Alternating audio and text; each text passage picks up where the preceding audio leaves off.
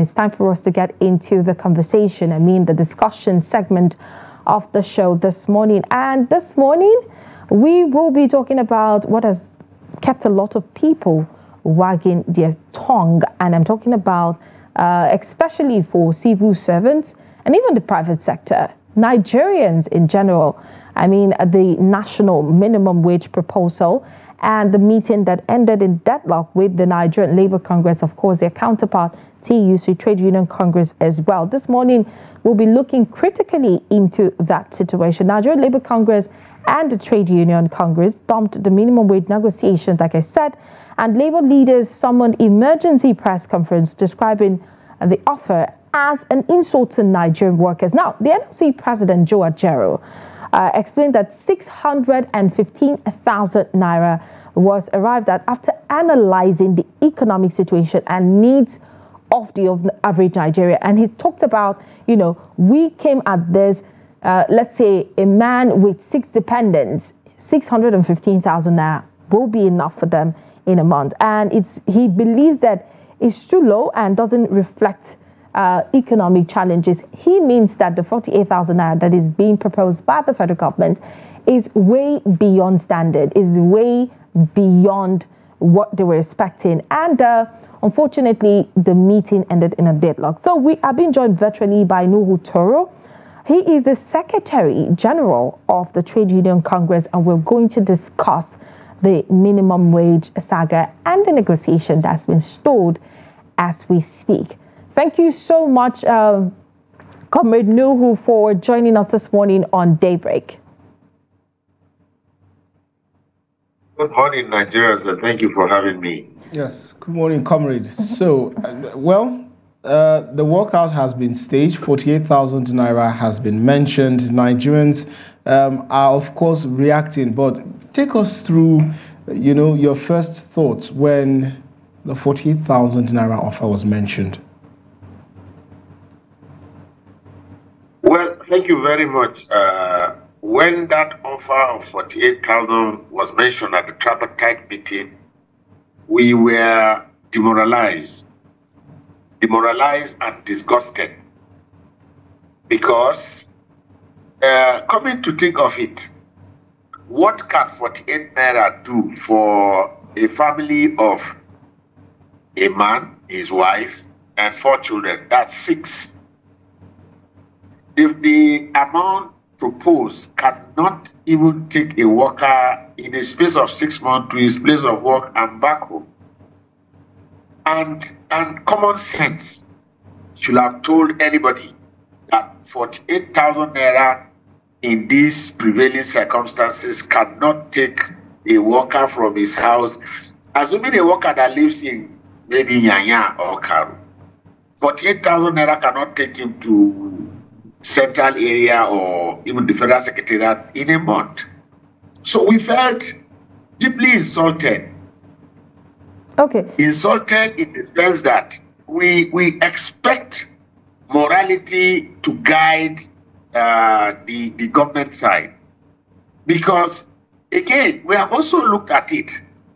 I was just looking at the news this morning and I saw about 1.6 trillion being shared by state government and local governments.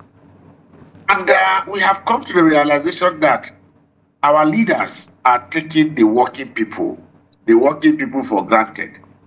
Because don't forget, the most valuable resources that any nation can have is the working people, because they toil to create the wealth.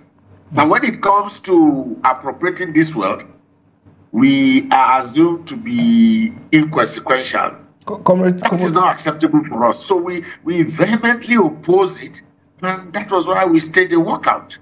Comrade Toro, if you consider the fact that a lot of these government officials earn bumper pay as take home, just quite recently I saw somewhere that the Revenue Allocation Mobilization and Fiscal Commission was talking about a statutory increment for Nigerian lawmakers because it is statutory, and here we are talking about an increment in minimum wage. This person's already earned bumper pay, so at least they should be able to give off something, for Nigerians to live a better life. So do you think that the fact that the government is top-heavy and Nigerians continue to bear the brunt of the cost of inflation and the cost of living in Nigeria is what even exacerbates these sensitivities of Nigerians and indeed your union. Of course.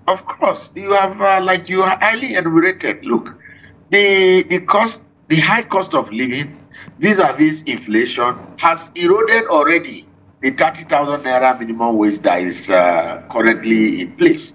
And even at that, do you know that some people are not paying that 30,000 naira?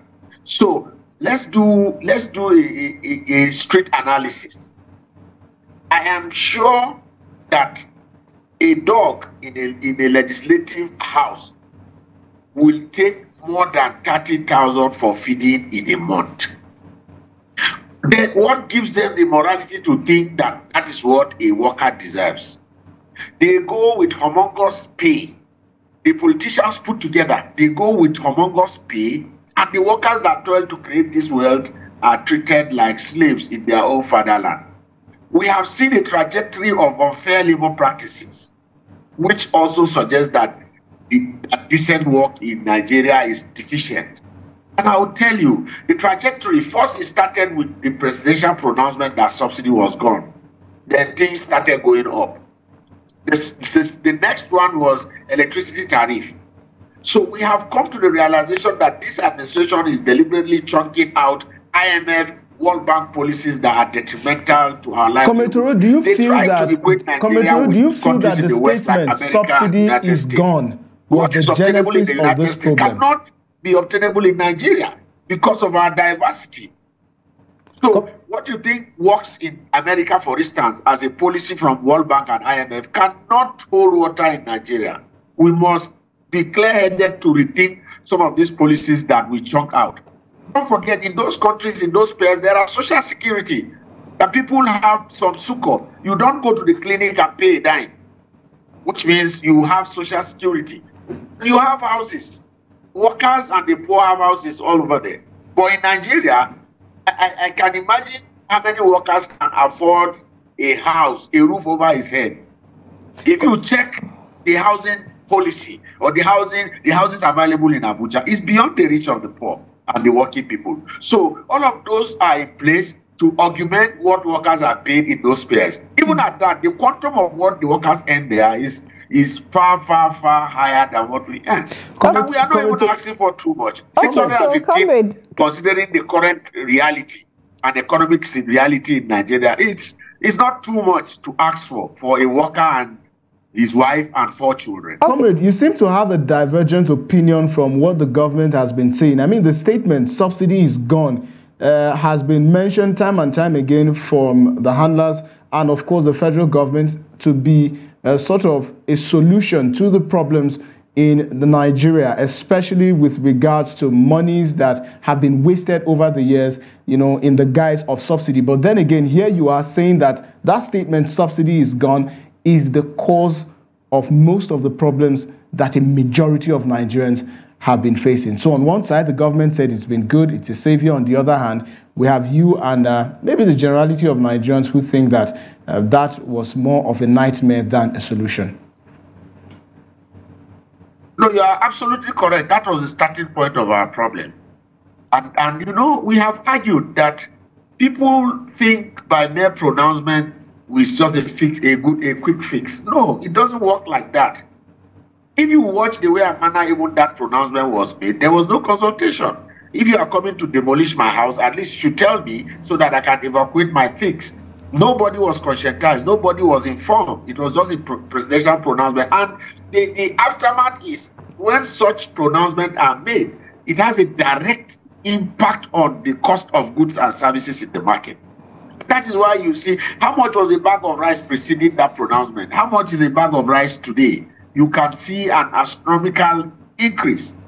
Again, because what people ordinarily would think is that by that mere pronouncement, of course, the cost of goods and services has gone up. So you also, in the same vein, increase electricity tariff where the electricity is not even sufficient. They come, they charge you for electricity. Electricity is not there. So head or tail, these policies deplete on the quantum of what a worker earns. And that is not even good for economic stimulation, because economics have argued that decent wages have a way of stimulating the economy, because workers will have the purchasing power. And when that happens, it has a way of stimulating and making the economy stable. So our government are not thinking along that line. Perhaps maybe they are analyzing based on orthodox economic indices. Okay, so invariably, the workers deserve his wages. And that is what we are saying, that both the NLC and the TUC will rethink how to tackle the government. But you can be rest assured that we are not resting on our oars. Okay, we'll so make sure that Nigerian workers that lay the egg, get a reasonable chunk of what should belong to them.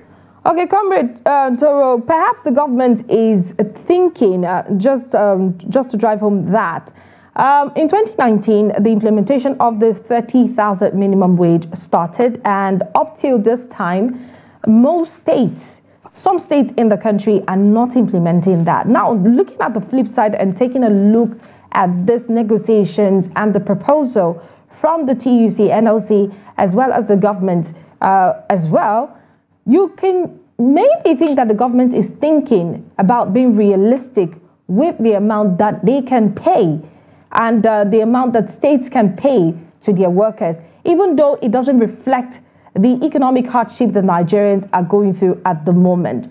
Do you think that, the government is actually saying that this is what we can pay? If we propose 48,000 naira, we will be able to pay this, but the 650,000 naira, would you rather have us say yes to it, and then states are not able to implement this? What's your take on this generally? No, I disagree with you in total. I disagree. I just told you that yesterday 1.6 trillion was shared by state and local government. Don't forget, I also disagree with that, because chunk of the money goes to the state. So it will be around before the suffice to say the money was shared by state. Now, what we are going to also do in moving forward is, we know that state government have resources to pay, but the problem has been prioritizing what is expedient for the state.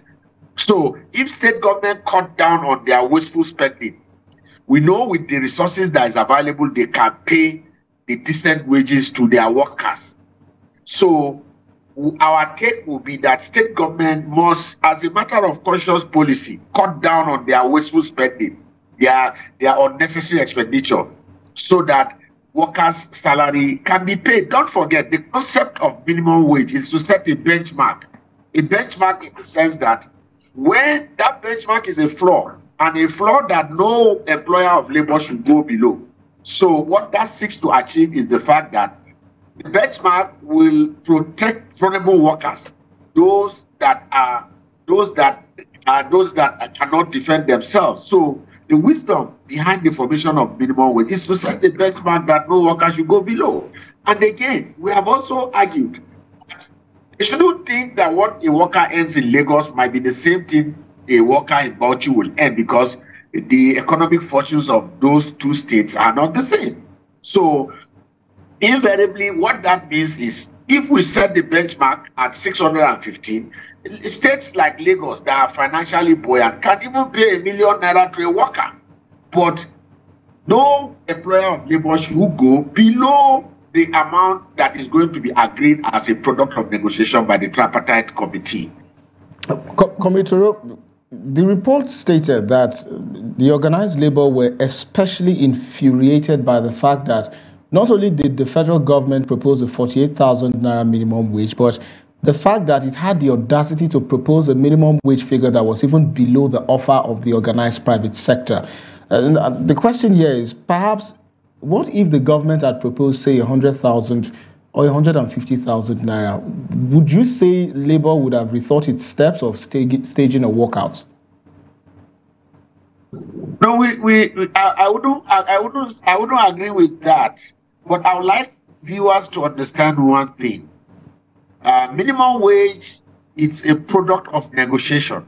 So as organized labor, we didn't go there with a fixation. We only did an analysis of what we think a worker, his family, a worker, his wife, and 4 children can earn to sustain them in a space of 1 month.